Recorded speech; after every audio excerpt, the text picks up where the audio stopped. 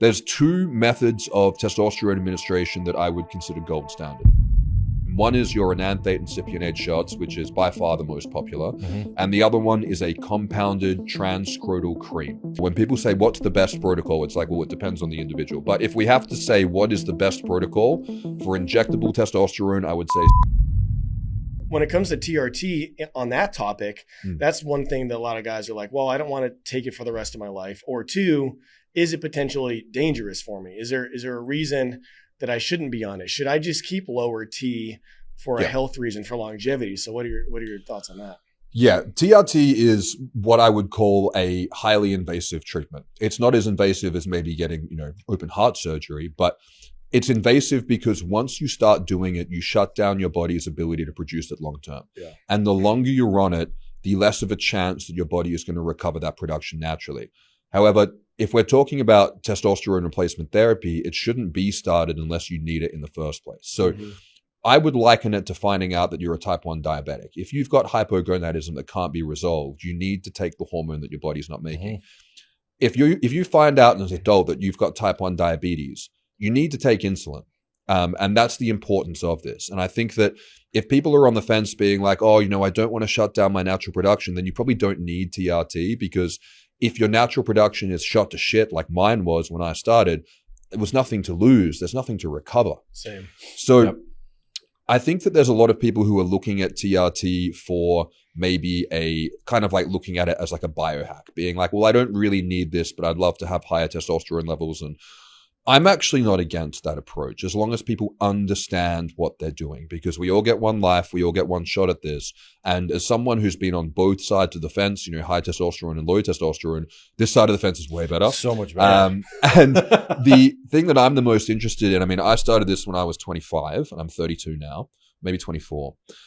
I know that when I'm 40 or 50, I'm going to be in a very different place, both as a person and circumstantially, based on the exposure to androgens, because I would have made better decisions. I'd be lower stress. I'd have better energy.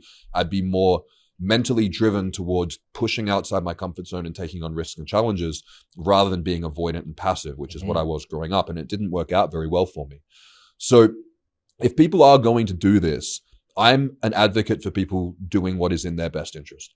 And TRT is a big commitment, but if people are willing to make that commitment, as long as they understand that it is a lifelong intervention in their endocrine system, then I think that it's a fantastic choice that people can make.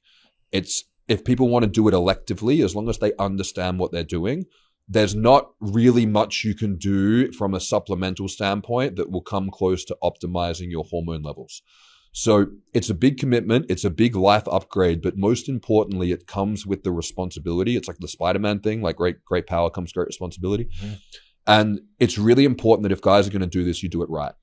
If you need brain surgery, you're not going to go on Google and be like, who's the cheapest surgeon who can cut my brain open? You're not going to do that, because that's just like, that's laughable, right? That's dumb.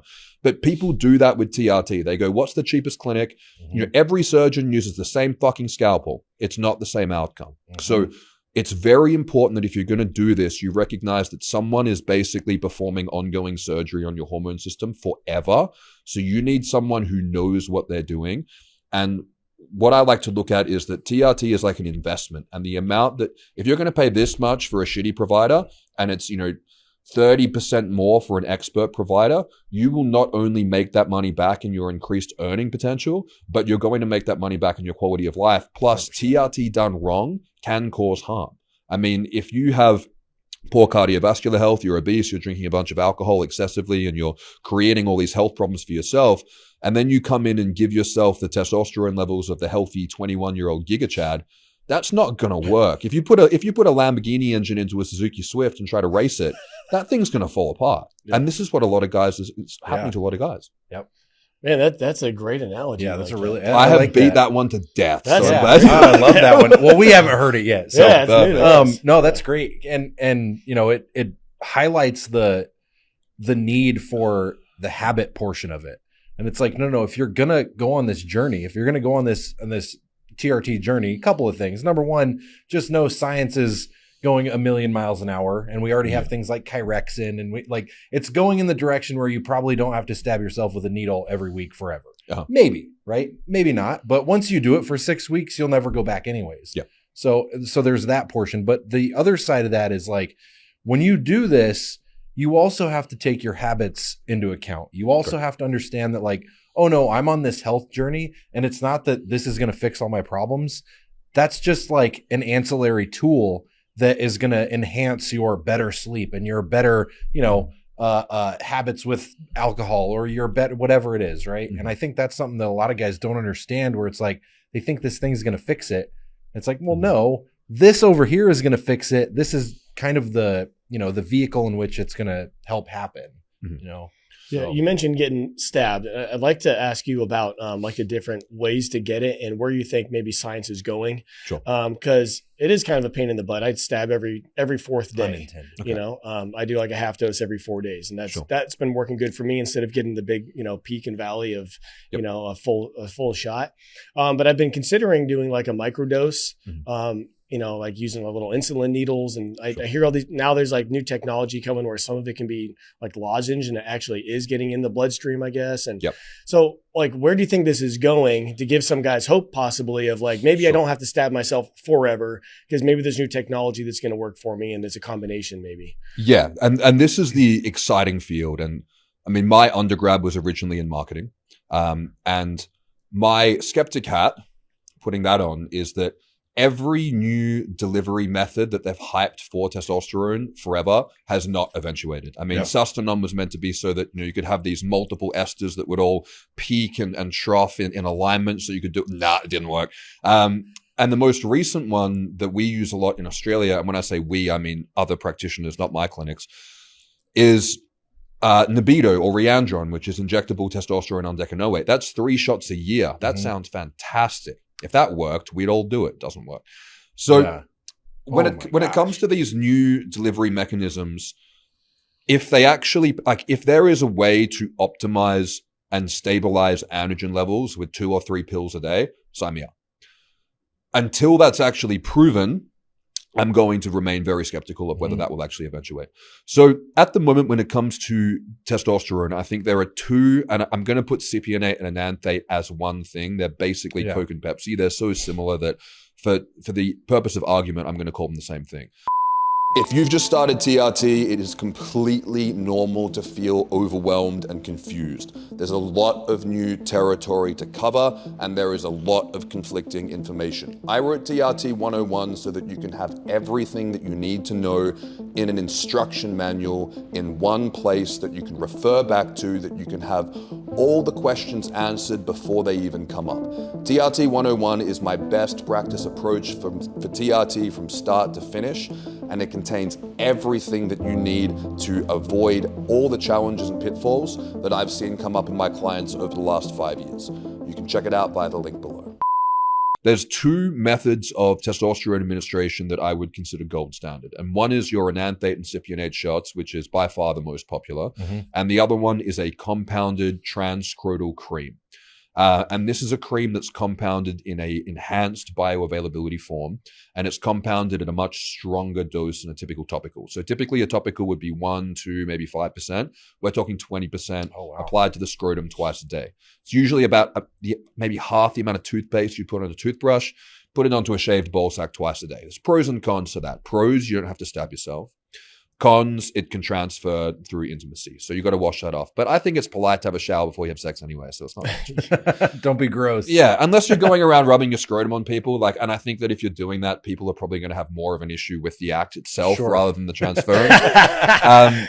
It's not really a problem. So the advantage of the cream, and this is something that I'm very interested in terms of the mechanisms of the different delivery methods, is that when you use a cream, you get much more preferential conversion to DHT. And this can be very advantageous for people who naturally have suppressed DHT production, which are from things like chronic pain, obesity, liver disease, and hypothyroidism, which often needs to be picked up as well. This subset of people forms a lot of the people in the TRT space who are having side effects. So the cream can often represent a solution for people who would be more side effect prone to actually get the benefits of treatment until they can actually get their habits together. A lot of the guys choose to stay on the cream. I use the cream myself just in terms of convenience. And it's a fantastic alternative. If we can have an option that is just as good as injections, and in some circumstances might be even better than injections, that sounds great. When it comes to injecting testosterone, cypionate, or enanthate, these medications have a half-life of about 5 to 10 days, depending on the study. And those studies will vary based on the carrier oil they use and also how deep they actually inject it into the muscle. That seems to impact the pharmacodynamics. So what a half-life of a medication means, and sometimes people conflate this with what's called mean residence time, which is like how long the medication is actually effective for. Like caffeine has a half-life of 8 hours. This coffee is not going to keep me buzzing for 8 hours. Right. We know that. So when we're looking at how testosterone works, when it's cypionate and enanthate, it tends to peak within about 24 to 48 hours, depending on the guy. And then you start to end up on this downward trajectory. The late Dr. John Chrysler, who was a mentor of mine, he was very into the idea that maybe it's less so about the level of testosterone and it's more so the direction in which the testosterone is moving. So what I recommend for my clients is twice a week injections with these tiny little insulin syringes. If I had one here, I'd stick one in my shoulder to prove a point. That it's virtually painless, tiny little pinprick. And the smaller the needle and the smaller the dose, the smaller the muscle you can put it in. So tiny little shot, less than half a mil into the shoulder, quick and easy. Twice a week, it keeps it very stable. 3 times a week keeps it even more stable. I personally do 3 times a week with an insulin needle, and it works great.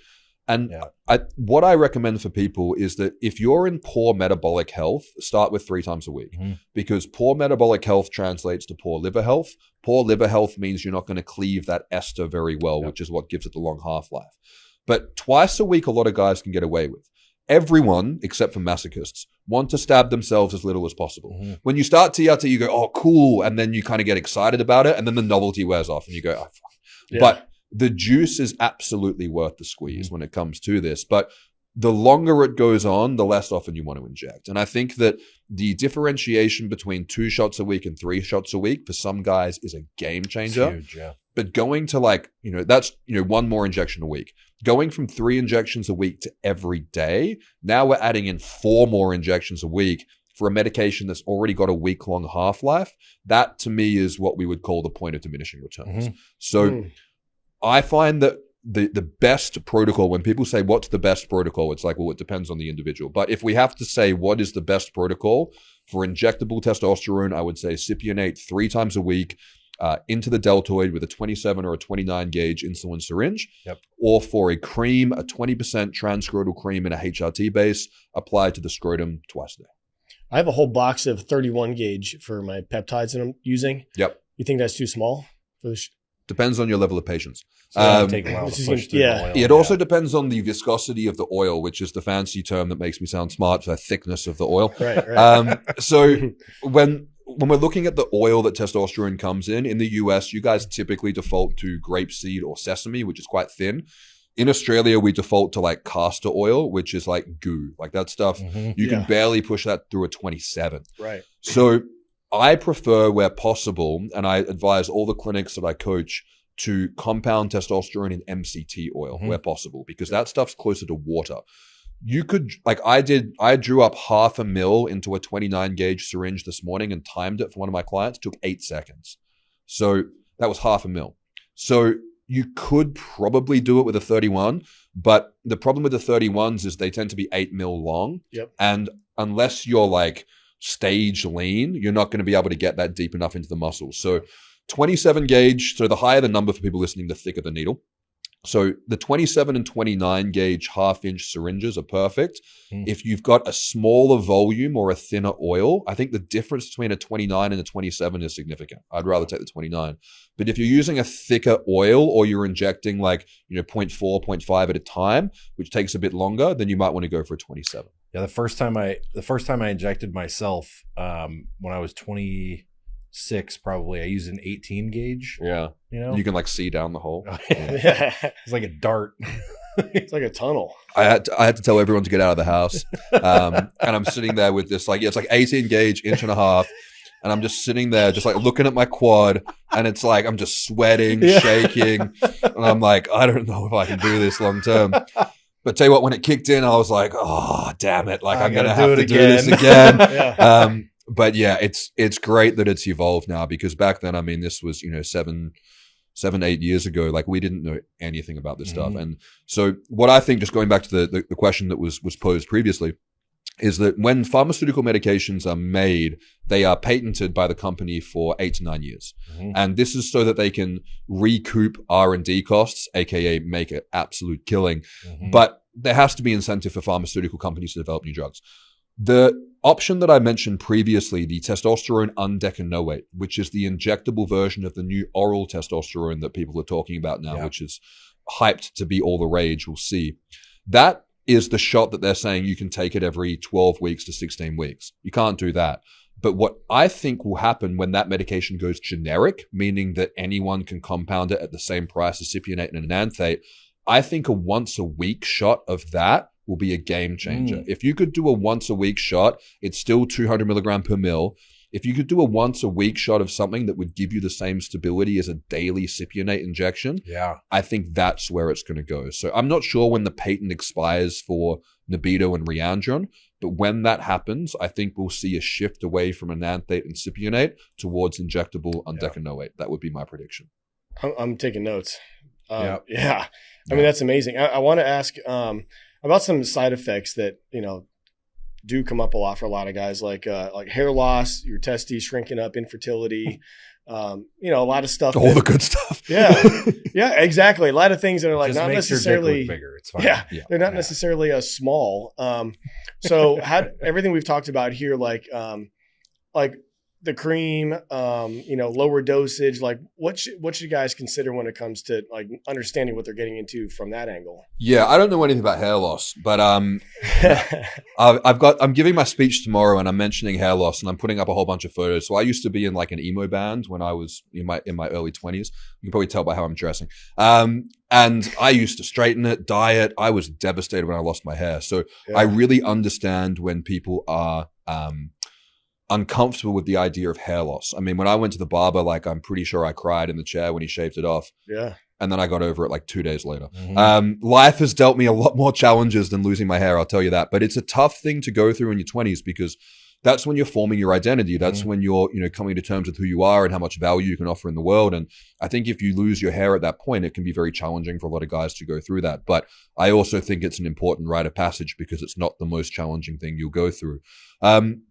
Testosterone is not without drawbacks. And if it wasn't for these drawbacks, it would be a very quick conversation. It would be take some testosterone, you'll feel better. Just take it. It'll be why not? Right. So all of the why nots are what make it a serious commitment.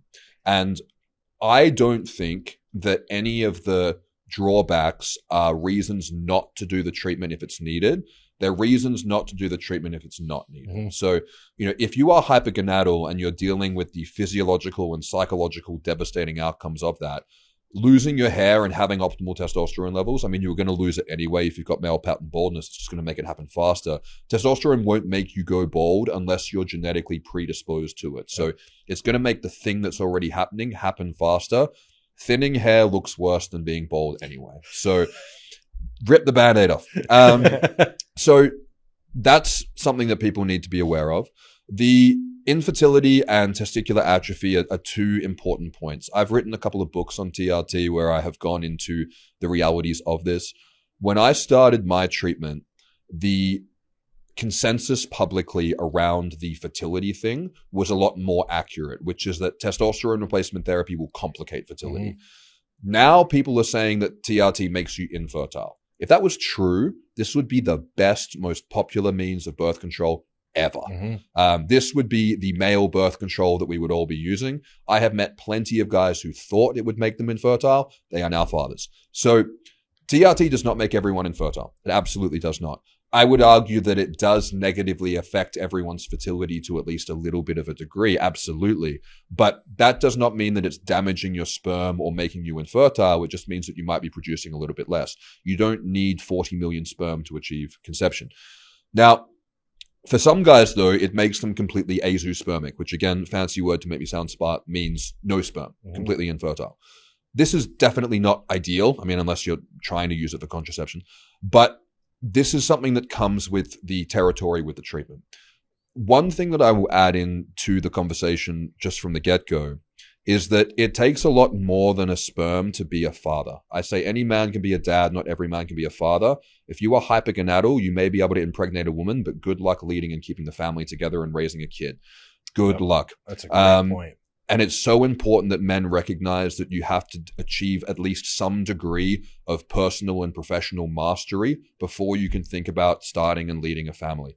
It's very, very important that men can look after themselves first before they can look after others. It's like that if you're on a plane, you put your mask on first, oxygen mask first, then you fit it onto people who need it.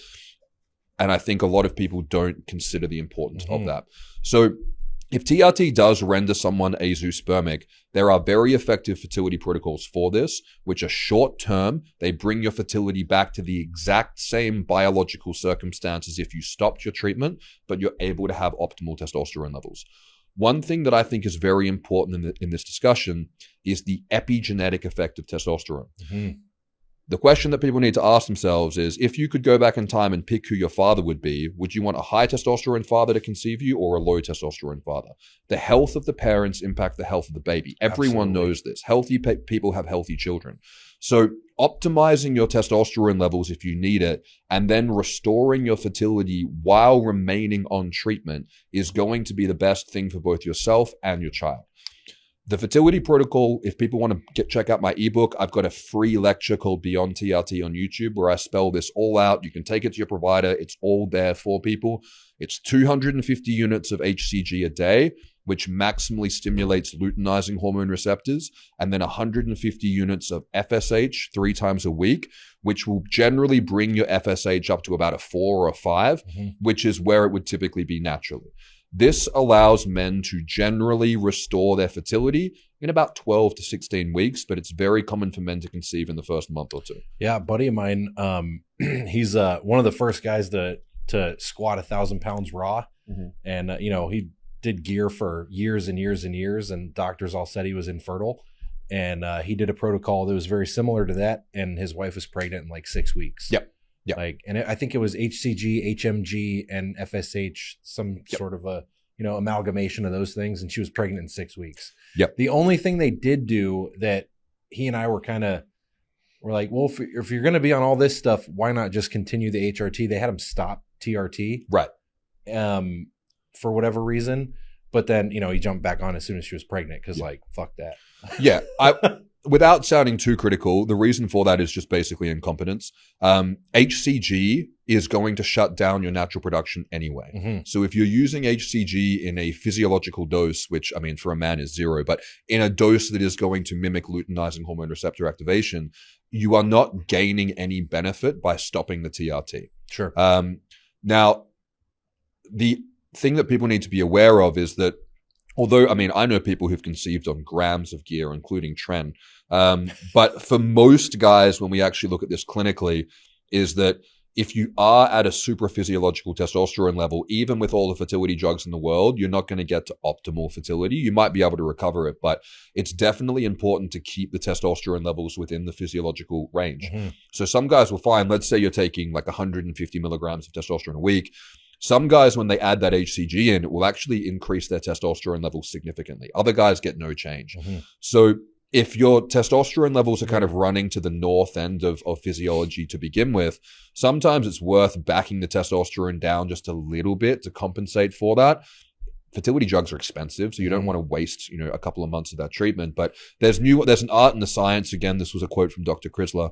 There's an art and a science to TRT, and this is where I think the art side comes in terms of managing that. But yeah, there's no reason to stop TRT if someone's using HCG and FSH. It doesn't matter.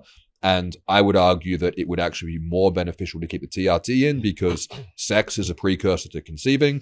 Testosterone is going to increase sex drive. The more intercourse you can have during ovulation, the better chances you'll conceive.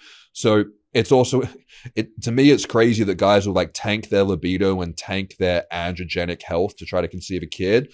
I mean, it just doesn't make any sense. Stop doing all the things you know you shouldn't be doing and start doing all the things you know you should be doing. If people are looking for where to start, it's that. Testosterone is what creates confidence. It's what gives the capacity for leadership. It's what drives the ability for one to become courageous and competent in their skill set. If you go on TRT and then live a lifestyle that you would never have those levels in the first place, your blood's going to get really